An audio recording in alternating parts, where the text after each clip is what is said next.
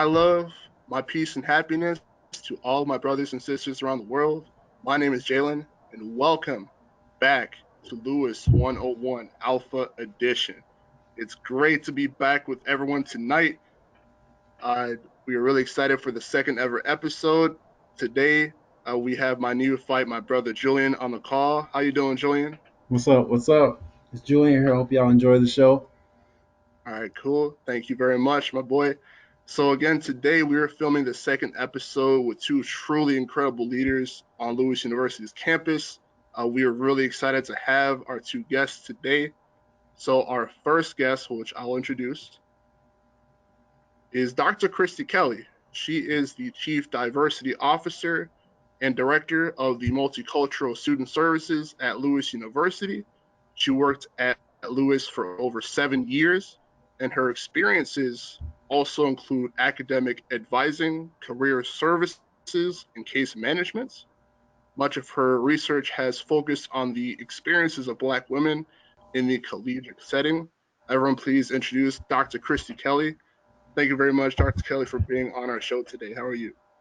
I'm doing well. Thank you very much for having me. Thank you. It's our pleasure to have you. So, Julian? All right. Well, I'm going to introduce Mike, um, but like just for 5 seconds, I'm gonna have to do this for myself. I still remember that orientation day where you kept repeating that number. I came in 2018, so that was the first time I had an interaction with you. If you become a freshman at Lewis, you'll know what I'm talking about. But he just sits there, repeats the number so that you just feel like you're safe on campus. So I wanted to make that known. But prior to transitioning to a career in law enforcement, Mike served as a university administrator specializing in student development. As a police officer, Mike has served as a use of force, firearms, and a tactical instructor, patrol supervisor, and an administrator. Mike has a master's degree in organizational leadership and has completed Northwestern School of Police Staff Command. That really impressed me. I'm not going to lie to you. That was awesome. Mike currently serves as the chief of Lewis University Police Department. Appreciate all that you do for us. Thanks, Julian, and I appreciate the opportunity to be part of your program today. Yeah, thank you. Thank you both. So, thank you both again for being on the show today. We really appreciate having such tremendous perspectives coming and talking about our topic today. Both of you really have had an impression on me personally coming to Lewis too. Like Julian said, the Chiefs' jokes and humor is obviously the best part of orientation. And any freshman, any transfer student coming into the school will know that coming in. And Dr. Kelly has been my mentor for the past year and a half. She's shared a lot of her wisdom with me, and I appreciate everything she's done. So we're going to really get a good topic in today. So that topic, again, is just in light of the pandemic, in light of the protests, everything that's happening around the world today. And as we roll into the fall semester, uh, students are thinking about safety. And I know it's still up in the air right now if we're even going to come back this fall. Uh, but even without the pandemic, or even as we roll in coming through to the campus, students want to know what services, opportunities, and resources are available and can be highlighted for Lewis students in light of the events around us.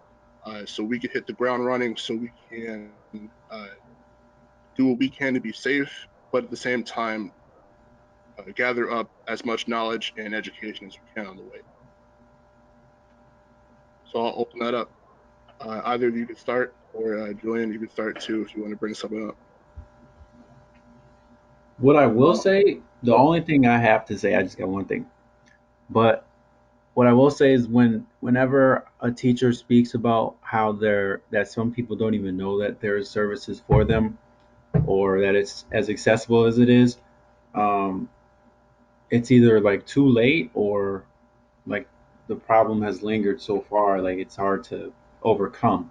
Mm-hmm. So my only thing with what I've seen is just as soon as you have a itch for something or something's happened, and I think you should just try and get help as soon as possible and not hold it down. So I'm going to piggyback off of Julian.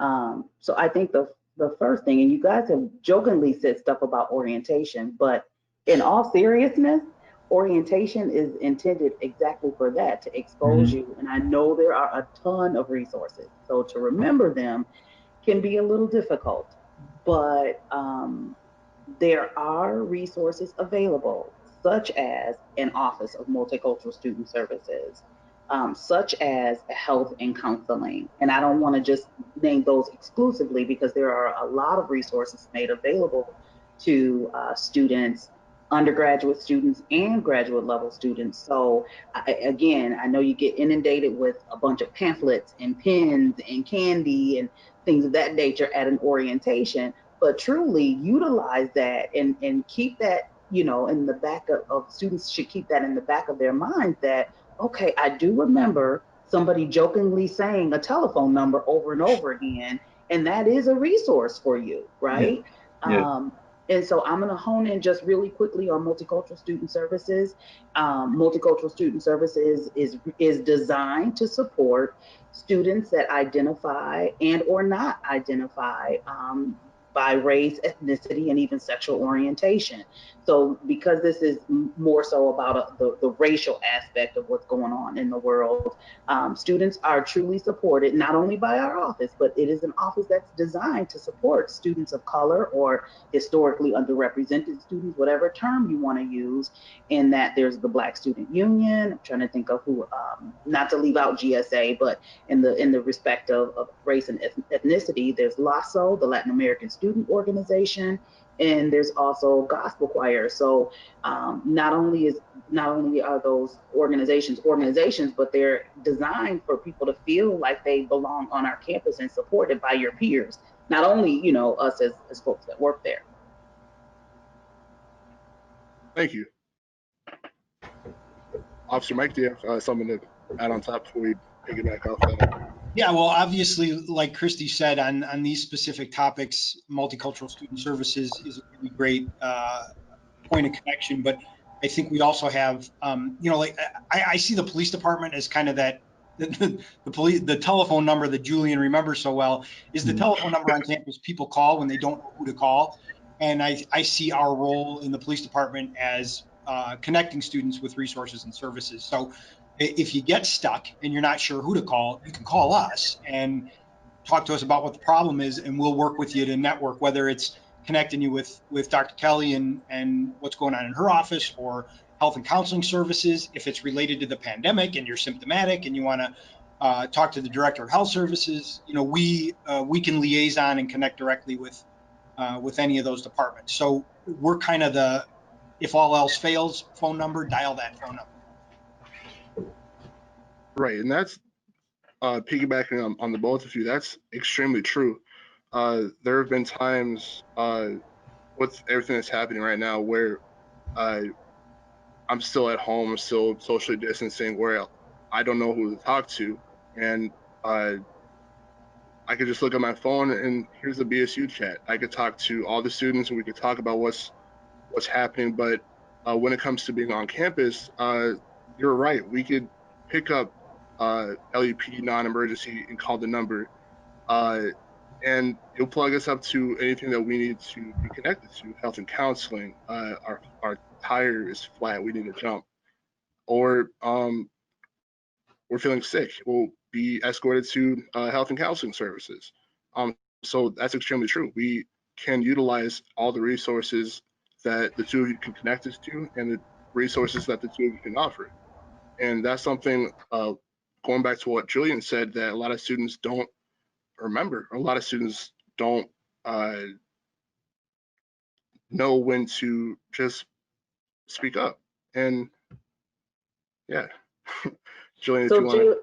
Jalen, let me just add to that because you said something important: social distancing. So right now it's inevitable. We're off campus, and we all recognize that. But even virtually, over the past several months, actually since March, there are groups of students, particularly students of color, who are still connecting.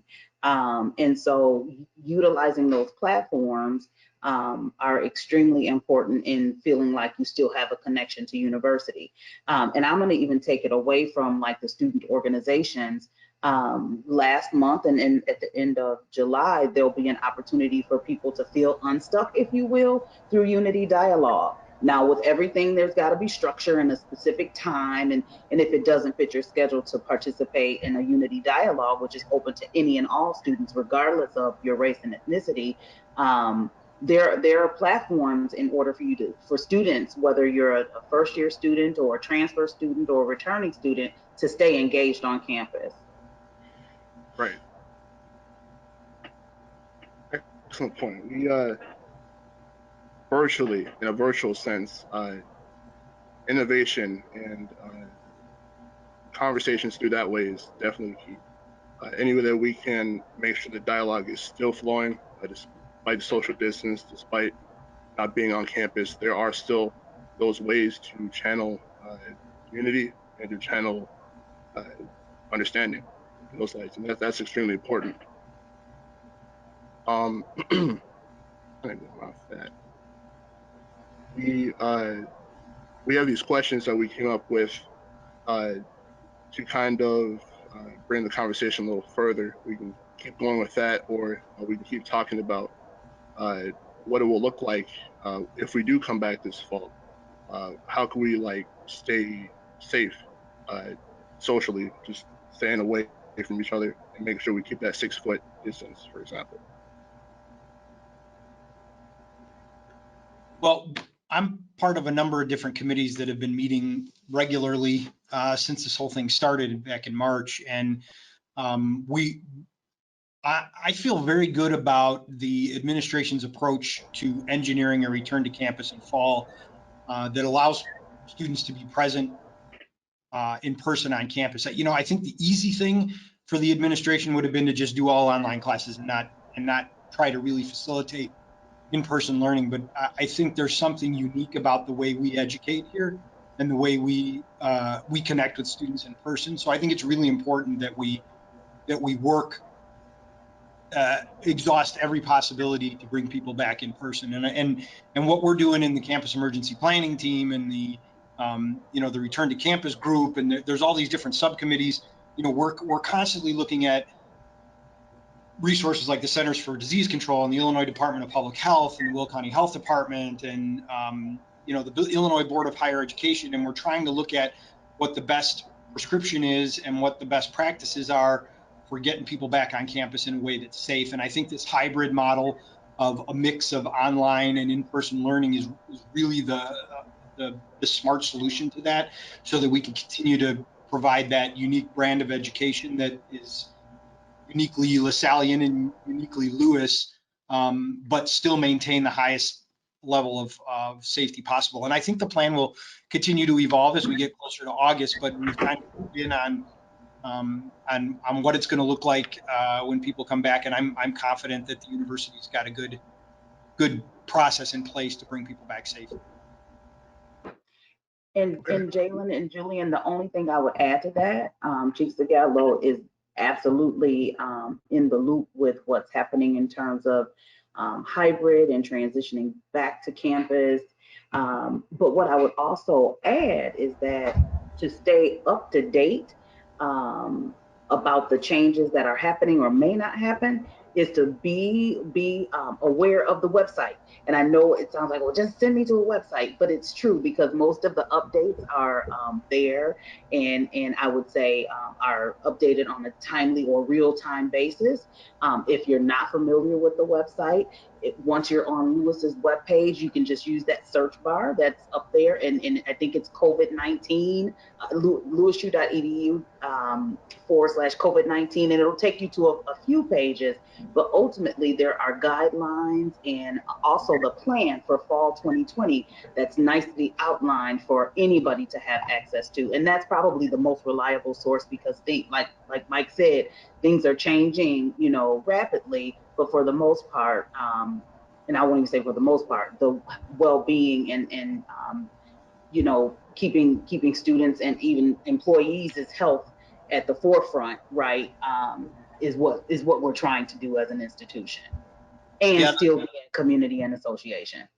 the folks Right. over in marketing and communications have done a great job of maintaining that and kind of keeping the content fresh. The new URL is lewisu.edu/fall 2020 campus plan, or fall 20 campus plan.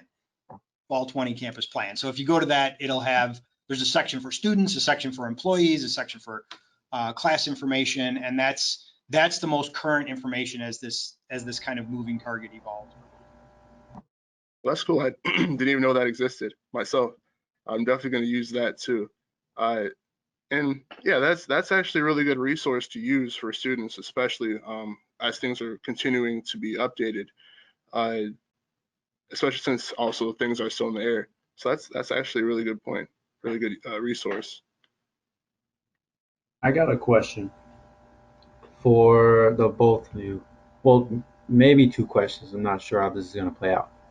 But I just saw my mom a couple hours ago, and she was talking about how some campuses are only taking the freshmen and like science students on campus.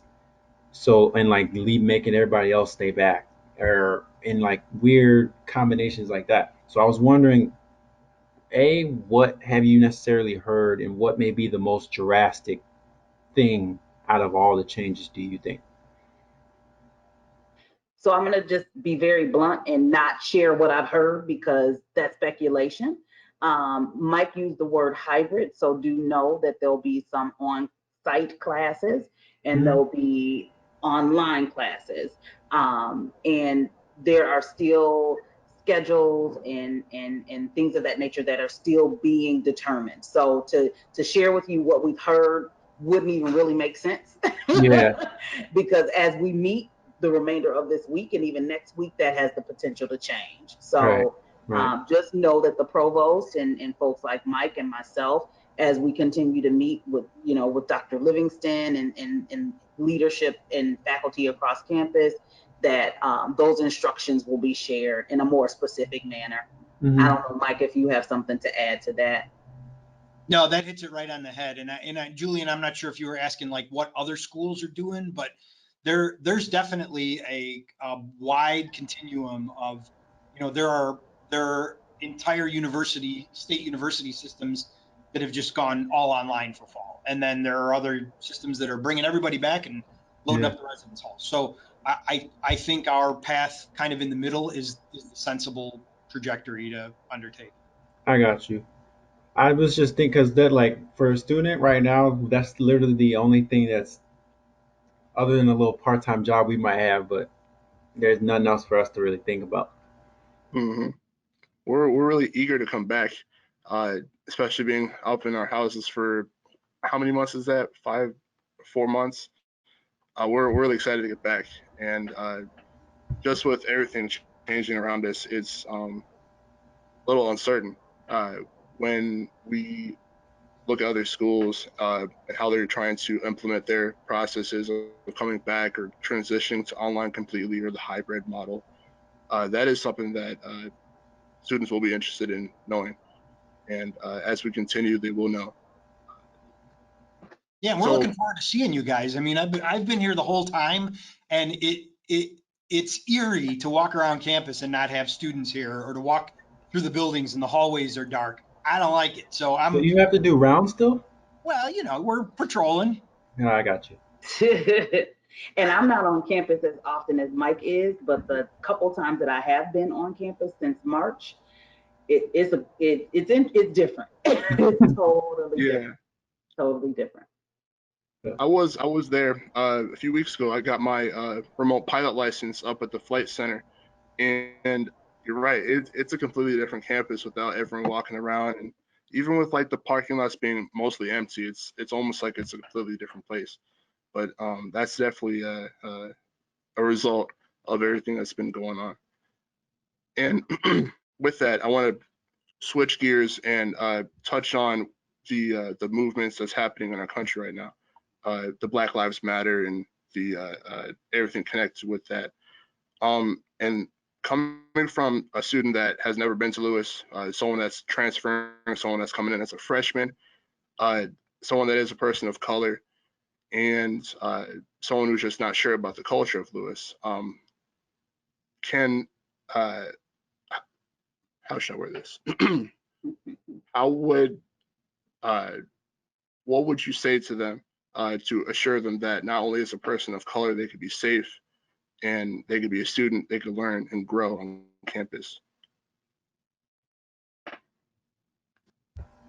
We work really hard in our police department to try to approach public safety from a different perspective than a municipal police department does. You know, my initial career background is in education. So at heart, when you peel back the badge and the uniform, there's a teacher buried under here somewhere. I used to have long hair and an earring and play guitar, and it was a whole different perspective. So that guy is still, you know, pulling the levers back here. And so when we look at public safety and policing at Lewis, we don't look at it from an enforcement perspective. We look at it from more of an intervention perspective. You know, we're trying to, when we come in contact with a student who's in distress or who's behaving in a way that's inconsistent with university behavioral standards or the law or a village ordinance, the mission isn't to develop probable cause so that we can make an arrest.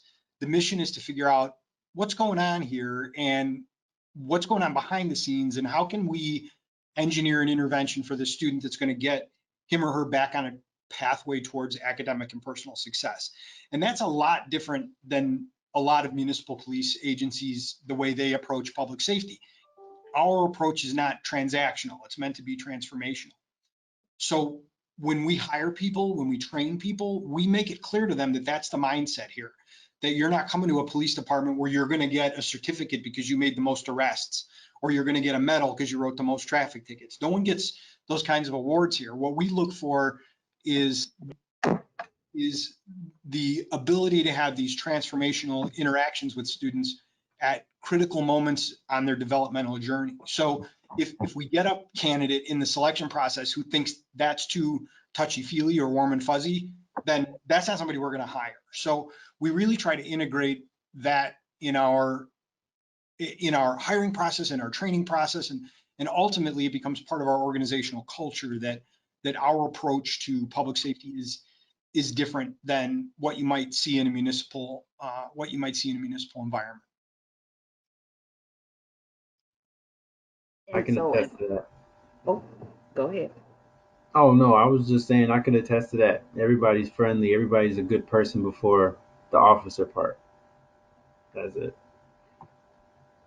Well, and I'll share with you. So, Mike and I have worked together on a couple of different, I'm not going to say projects because they're real life situations. He and I have sat on panel discussions together before, and you know, I still, my heart still hurts for, you know, George Floyd and Elijah McClain, but and others that have fallen since George and Rayshard, and but Mike and I have had an opportunity to connect on panel discussions about the transformation and Black Lives Mattering, right, if you will.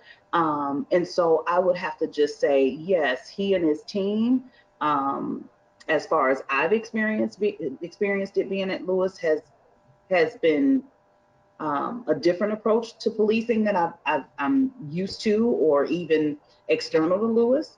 And I would say that Lewis is not perfect by any stretch of the imagination, but just based on our mission, right? And an important part of our mission, connected the connectedness of being a sanctified zone. And I don't know if you guys are familiar with what it means for Lewis to be a sanctified zone.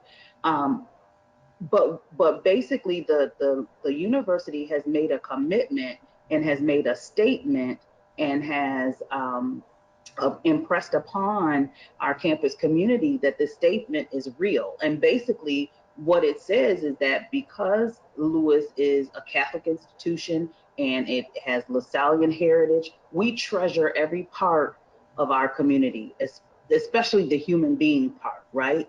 And that because you're human, you will be respected on our campus. And then there's, you know, some wording that basically says that we'll acknowledge diversity, we'll acknowledge lives, we'll value diversity, and we will celebrate diversity. So I stand strong on that statement, in addition to working with Mike Zegadlo and his team, and other offices on campus to really bring that statement to life. If you're not familiar with the statement, and you know, sometimes you're not, because there's just a lot of information. Once again, look it up, read it, become familiar with it, and hold us accountable as an institution that makes a statement like this. And so, once again, it's on a website. You'll see reference to it across campus, as well. But Lewis as a sanctified zone means that we'll respect any and everybody who comes on our campus. And then we have to be open to conversation about why there may be some disarray if somebody feels like they're not welcome because they're a student of color or an employee of color, for that matter. That accountability piece that Kristi mentioned is really important. Like, I want to know, you know, I'm confident in the culture that we've cultivated in our police department, but if something goes wrong, even a little bit, I want to know. You know, if someone feels like they weren't treated fairly, or an interaction didn't go well, and that happens from time to time. We'll have a student come in and go, look, I interacted with this police officer last night, and I didn't really like the way it felt. You know, maybe it wasn't anything specific. And every time we get something like that, we're going to look into it, and we're going to kind of dissect that and go, okay, in the spirit of continuous improvement, where might we have done this a little bit better to make that student feel more comfortable in that situation? Now, sometimes students are behaving in a way where the safety of the community preempts them feeling comfortable, and we have to take uncomfortable actions. We do arrest people. You know, we don't do it a lot, but, you know, 2019, we made 14 arrests. So around about a rate of 1 a month. We don't make a lot of arrests, but there are some times where that best intervention that I talked about earlier is to put a criminal charge on someone. So most of the time we're looking to approach in that intervention sense, in that developmental sense. But at any point in that process, if things don't feel right, if something isn't right, we want to know about it. You can make a complaint anonymously. You can come in. My door is literally propped open. I have an open door. I have a door prop under it so that it doesn't close. So walk in the office. We'll have a cup of coffee. We'll talk about what's going on, and we'll try to figure out how we can do better next time. And I don't mean to belabor your question, Jalen, but I'll have to say, Mike just referenced, you know, letting folks know. So there's a bias incident reporting structure also on campus. It's through our assessment and care team. Mike sits on it. I sit on it. There are our colleagues who are really of caring nature and want the best for every student on campus. So if you're not familiar with that, once again, familiarize yourself with the resource that's available. And again, you can do it anonymously. And it's not just about discrimination or race or hate or anything like that. There are a plethora of categories to make, and I hate to even say a complaint, but to express concern. I should say that, to express concern about an experience on campus. Those are really, really great points.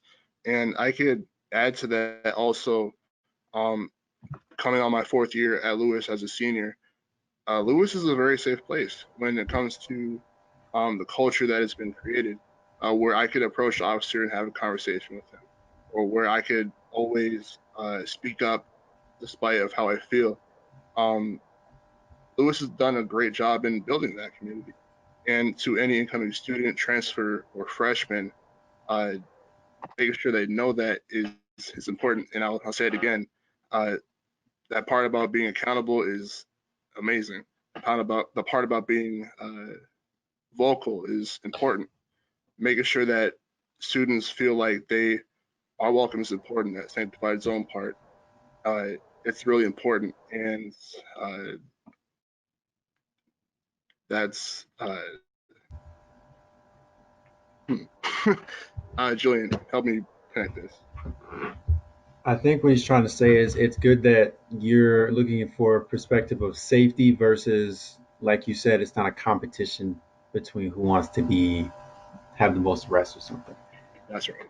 And I want to acknowledge to Miss Kelly that she is screaming out that the awareness for this, because that was kind of the point of the whole platform, was to make sure that people know that help is available and easily accessible. It's right on your phone.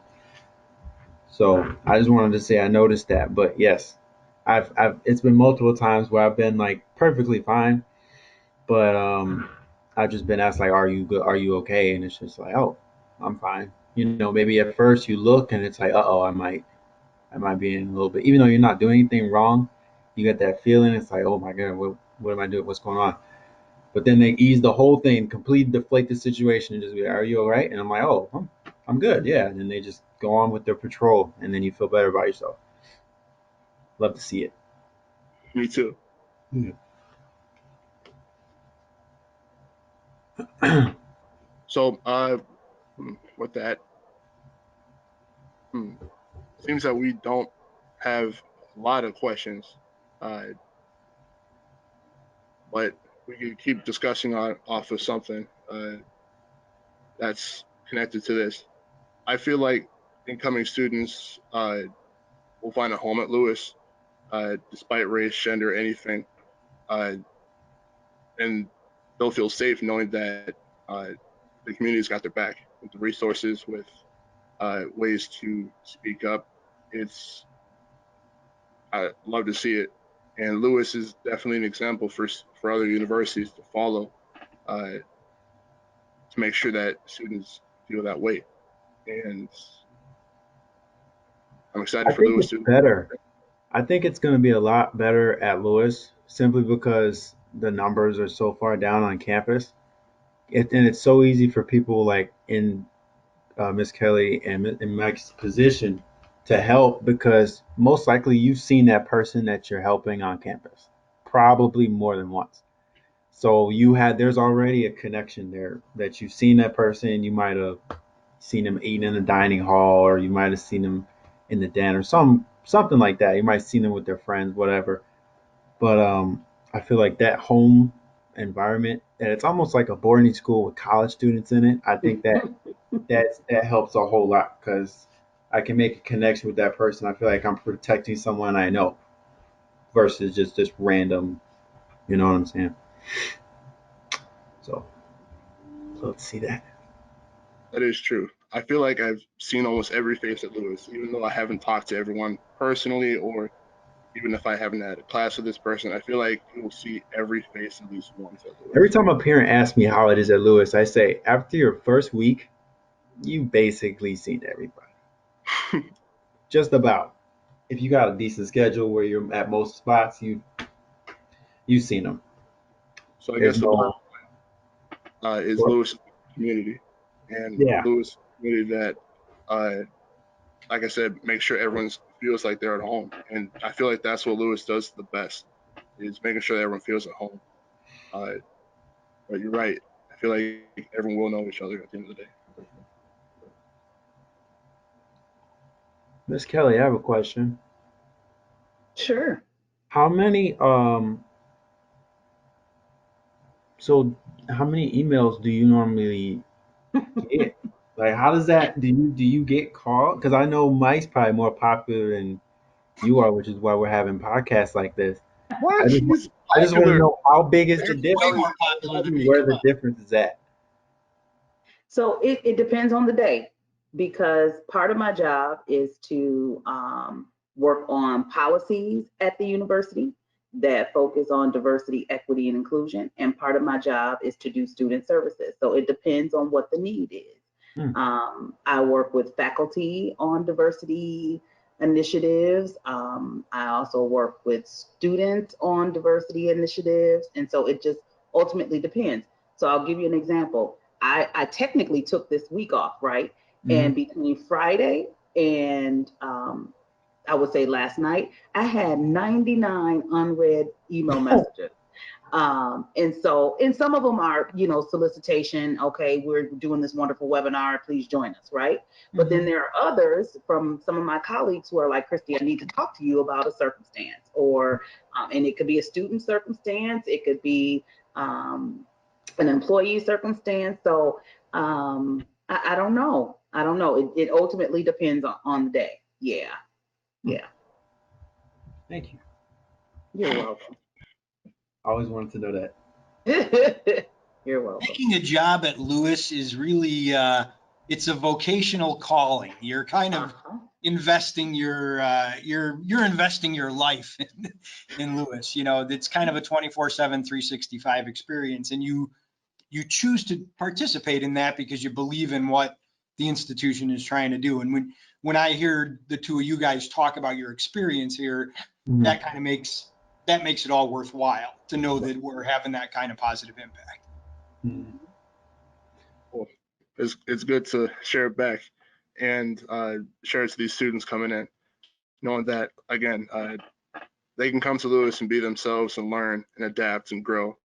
Uh, Despite what's happening in the world, they can stay safe and they'll succeed afterwards.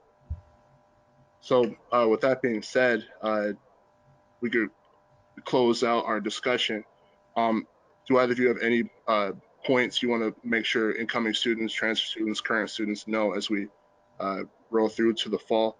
And again, with everything happening at the moment, is there any other closing thoughts as we close the episode? I mean, I think I'm going to keep mine really simple and short. If students decide to come to Lewis, whether you're a first year student or a transfer student or a returning student for that matter, right? Because things change all the time. Just know that our intent to make you feel like you belong at our campus is real. And again, I don't profess that Lewis is perfect because we're not, but I don't think there's any institution that's perfect. There are people in positions, and I'm not talking like leaders, you know what I mean, in terms of title. I mean, we really work, a lot of us work from the heart, as Mike has said multiple times on this call. And just keep that in mind. And really, you own your college career. We can say we're going to do all these marvelous things, but we need you to do those marvelous things, right? And where there needs to be corrective action, we are always looking to improve what we do. And so I think that's really it. Not come on campus, but be engaged, whether it's virtually or eventually on campus. And we'll do our best to look at how we offer services. And that doesn't mean we always say yes to what you want, but it's a conversation about how we can give you the best quality experience at Lewis. Kristi hit it on the head. I have nothing to add to that. Well, thank you both. Julian, do you have anything else to say? No, thank you. Thank you. You guys are great. Really appreciate that. Thanks for having us. Thank you. Have a good afternoon, you guys. Thank you. So, to my audience, again, thank you all for visiting our podcast, our episodes. Again, I'm still optimistic for what the show will have in store for the future. Thank you both to Officer Zegadlo and Dr. Kelly for being on the show today. Keep an eye out on our social media pages for our future episodes. That's our Facebook, Lewis Alphas, and our Instagram, New Epsilon Alphas. You will see what other episodes we'll have in store in the future. Again, Chief, can you say that number just for fun, so for everyone to hear? Do you know it offhand? 815-836-5911. Call that number. Call that number if you need anything from LUPD. Call that number. Okay. So again, thank you all so much for tuning in to our episode.